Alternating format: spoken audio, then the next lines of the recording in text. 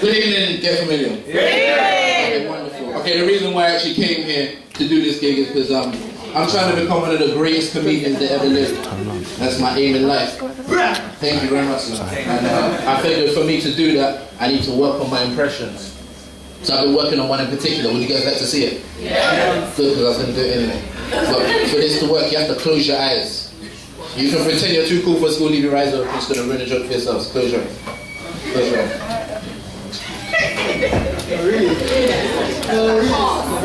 Okay, now open your eyes.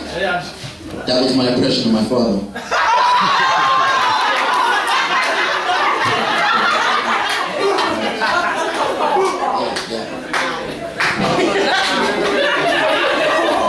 I heard some people eyeing for me, don't laugh at me. But statistically speaking, I'm going to do the same thing to my kids, so it's okay.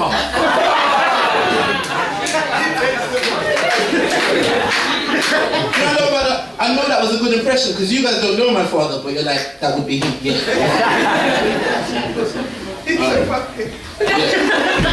I spent the summer in New York doing stand-up, which was amazing, yeah.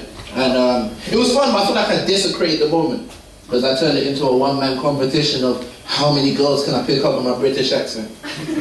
Yeah, as soon as I found out American girls like the British accent, I was like, oh, really? I wasn't even in the conversation, they were talking like behind me, and she was like, oh my God, that accent is so, oh, really?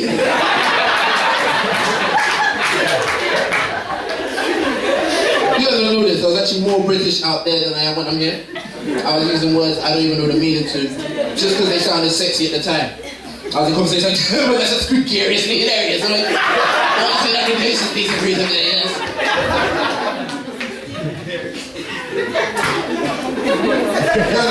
I'm a Christian, so sometimes I'm talking to girls, I quote passages from the Bible.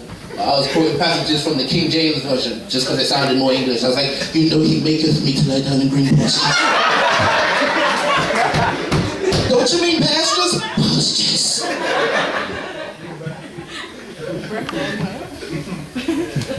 I saw something else out in America which changed my life. I feel I have to report to all the brothers in here. I saw a white girl with a big bum, and it changed my life. I can't even explain. Yeah. But the thing is, the reason why I say that, I don't like putting across the idea that one race is better than the other. What I'm trying to say is, I'm confused. Because I remember a time in history when you could tell what race a girl was from behind. But now you got white girls with black girls' bums and black girls with white girls' hair. You don't know what's going on.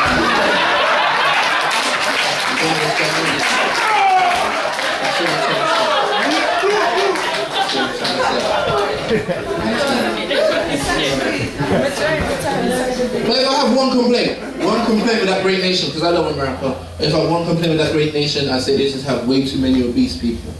Way too many fat people. And I'm not the kind of person that says, you know, everyone has to be skinny, everyone has to look the same. You want to be fat? Fine, be fat. Just don't be that one dude who keeps beating me into KFC. I don't know who he is. Every time I go in 5 seconds before, he's already waddling up to the counter. And if you look at him, you think, you've been in here enough times, you should know what you want to order by now. Well, he's always standing there like...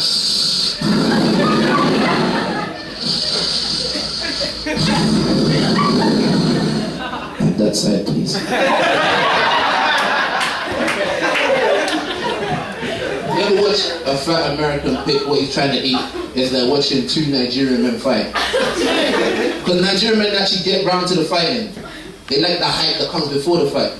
2 Nigerian men fighting is just...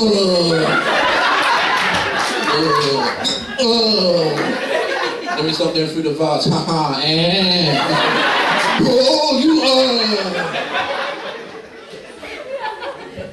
Then one of us might make a move, just then walk away as if you want to fight. This music illegally here. You're good. No, like I feel like when you download music, you get what you pay for, which is nothing, so you can't complain. Because I don't know if it's just me that's happened to, but any of the guys that have been in a situation where you got a lovely young lady over your house and you had the meal and the mood is just right, you got the lighting right. You go over to put your iTunes on shuffle, but we all know it's not shuffle. You made for those songs to come on. Like shuffle, and all of a sudden the usher comes on, and like, oh no, and you guys are here. You guys are about to kiss, and then out of nowhere, DJ Boom, exclusive.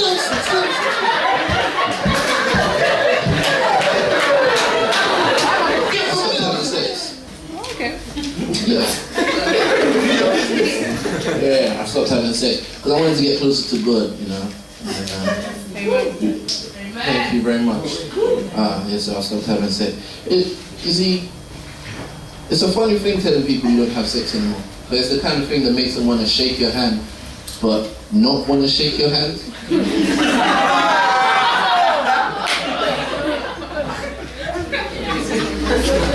No, because people think if you're not having sex, automatically you're addicted to porn and masturbation. And I am, but that's not the point. I'm praying about it. That's the point. I'm praying about it. I feel like the MP who doesn't claim expenses.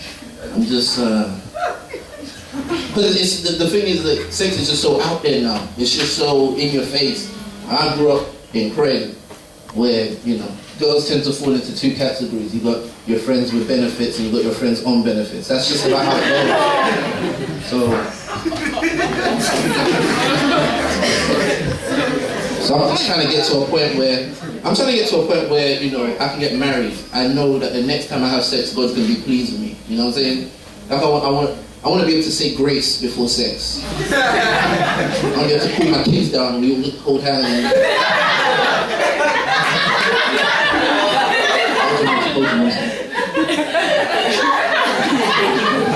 Lord, for what my wife is about to receive.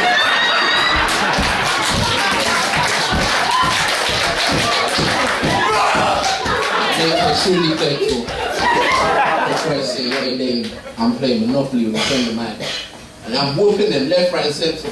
To the point where he gets angry, he stands up and he smacks the board and says, I'm not playing anymore, this game is racist. I was like, oh, really? I was like, no, seriously, how can a game be racist if I'm beating you at it and I'm black too? To which he replies, no, cause like, you get me?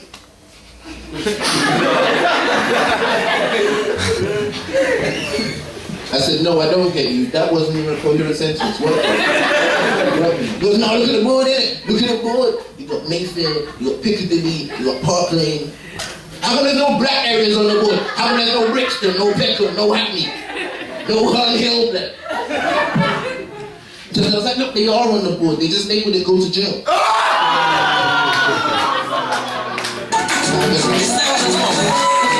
Oh, snap! Yo, let's give up for all the Wu-Tang love! Wu-Tang there! I can must give around